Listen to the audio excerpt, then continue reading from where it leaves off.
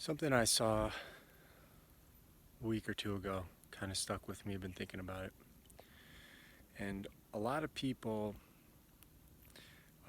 have a middle class lottery winning mindset. It's a pipe dream. And so they do things like quote unquote investing, which is really just a form of speculating and gambling.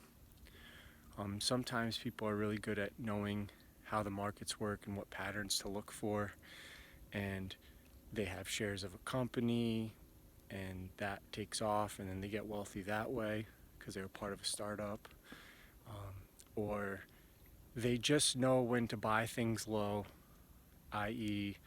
like oil around 30, lower than $30 they buy, gets over $80 they sell, stuff like that. Like I remember when I was in the financial world back in like 2005, 2006, my girlfriend's father had made a shitload of money off of uranium. That kind of cooled off for a while, and now uranium is back in a big way. And people like Sprott and those guys made a fortune off of it because they know what to look for.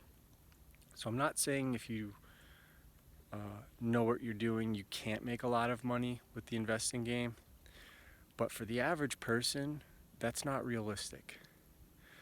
And when you look at the direction this paradigm is going in, it's all going to be towards independent businesses, or you will be replaced by slave labor and AI labor.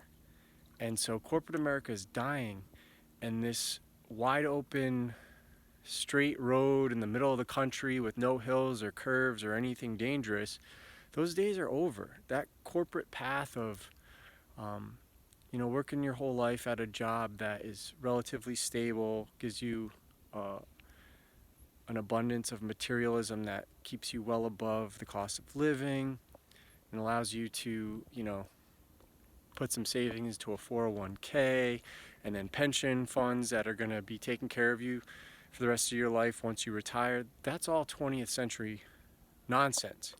That it was all predicated on fraud when you find out how this monetary system and stuff really works.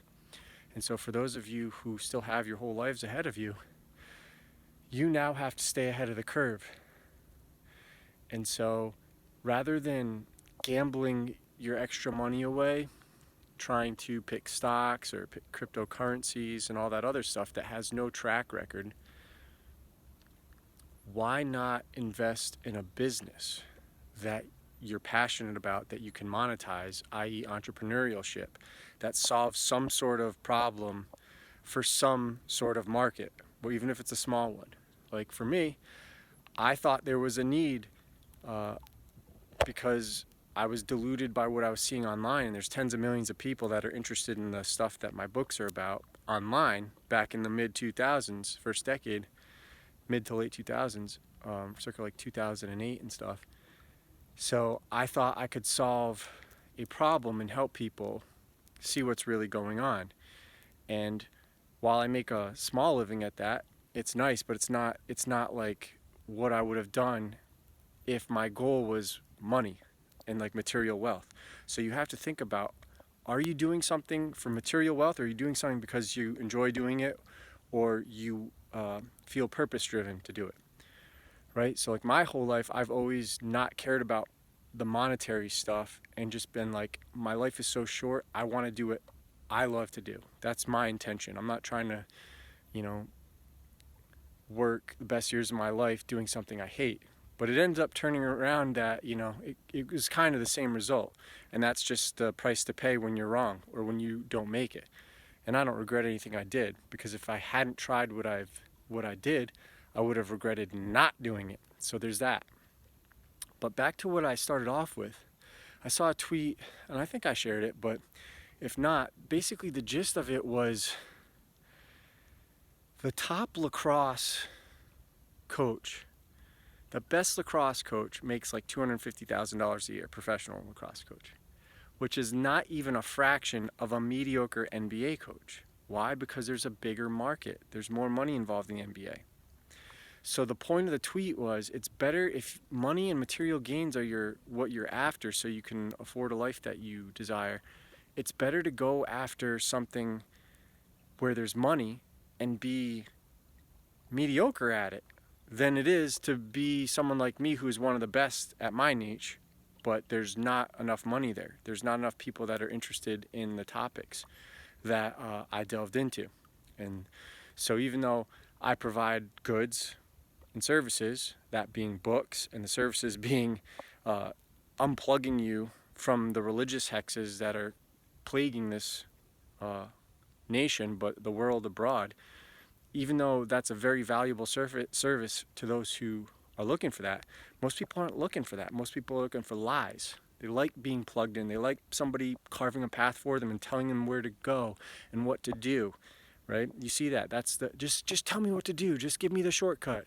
Just coach me, right? Very few people like to go out in the virgin territory and chart it themselves and carve their own paths and explore it themselves. And so as this paradigm collapses and they usher us into a new monetary system, a lot of people are going to be thrust into a uncharted territory that they didn't really want to be thrown into or thrust into.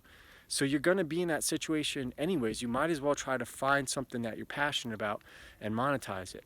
But if not, look at the trends and where the money's going and build a service around that stuff, even if it's really not your bag, because if there's a lot of money there, you'll make a shitload of money, which would then allow you to do other things and start other businesses. So that's just food for thought, and that's the stuff that I'm thinking about for my own personal development as well, and I wanted to share that with you.